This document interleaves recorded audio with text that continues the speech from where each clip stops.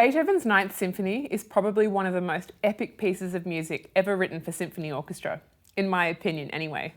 Over the last 100 years, it has become a tradition in Germany to perform this piece of music on the last hour of the year.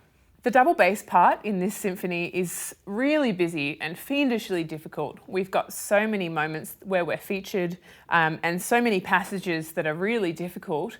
So I'm looking forward to working through it with you today. I'm not sure if we'll get through everything, but I'm going to work through my favourite bits of the symphony and the parts that I want to talk about, things like technique, phrasing, sound, and the sorts of things that we should be listening out for.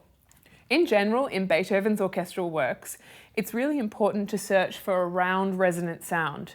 We never want to kill the ends of notes, but really make sure that they're packaged beautifully.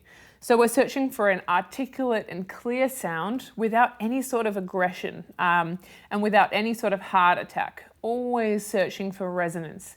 A lot of the time we're working with the timpani, and so searching for that sort of timbre that the timpani creates. And it's really important to be aware of the parts that relate to our part throughout this symphony. I'll bring up those sorts of things as we talk through the piece.